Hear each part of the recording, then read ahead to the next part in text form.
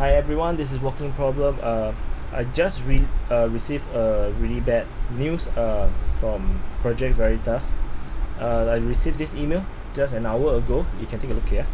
Project Veritas. So dear Walking, because I put my name Walking Problem, so they only know me as Walking. I write to you tonight, absolutely heartbroken. So what happened is that Hurricane Ida have flooded their headquarters at Mamaroneck. So the Project Veritas headquarters is now completely flooded. You take a look, it's devastating news.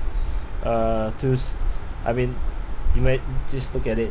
I think all the electronics, the TV. I'm not sure how much the flooding went, how high it went, but it looks totally smashed. So they say that they are resilient and they are not going to give up and they will rebuild. So so they also express their deeper sympathy to everyone. So I'm kind of horrified by how destroyed the office look. I think the flooding arrived just here. It's not really through all the way to the top, to the ceiling. So I think the TV is safe.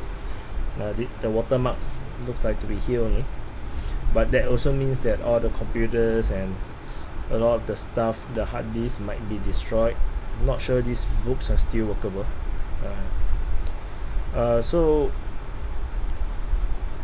if you feel like you need to help, in the link, they have this donation to help donate to them to help them rebuild their office.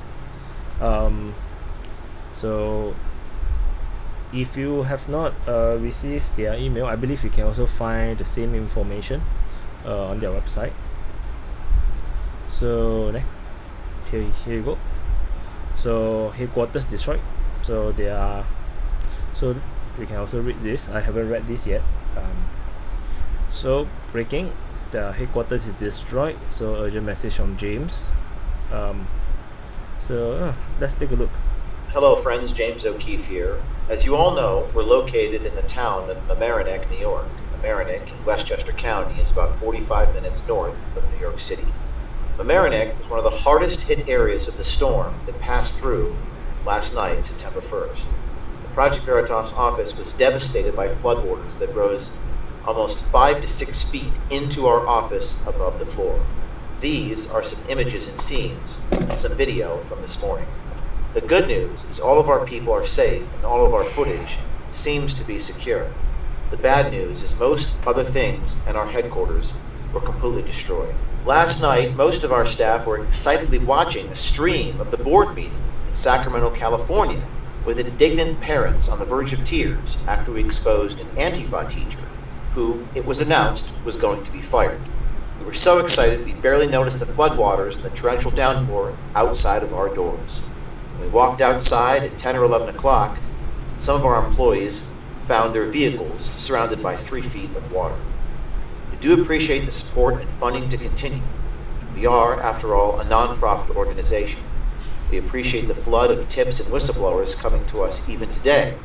We are still in the field, many of us working on many stories. We appreciate the prayers and all of your support. We were going to release our next story early next week. We might be delayed another week as we dig through our wreckage, salvage what we can, and rebuild our infrastructure. We are a very resilient organization, with perhaps the most resilient people of any organization anywhere.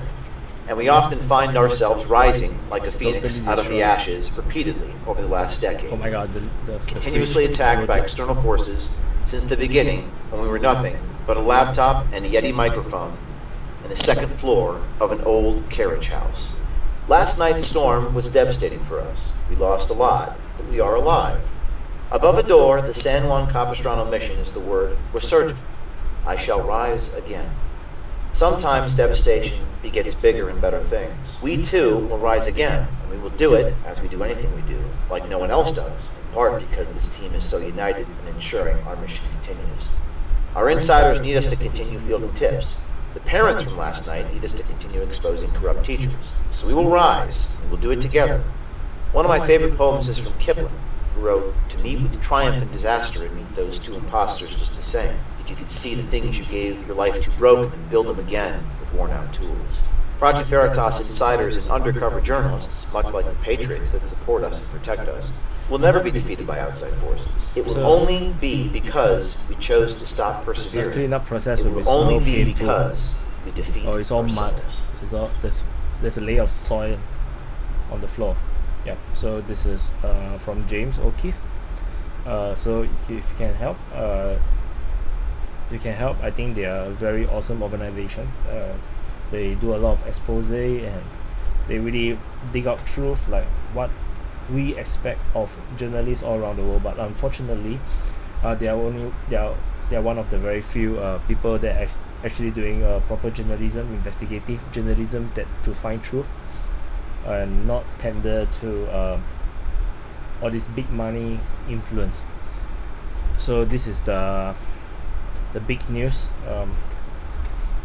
So do help them, and I believe you saw the link just now, so do donate, and I'll see you on the next video, and remember to subscribe.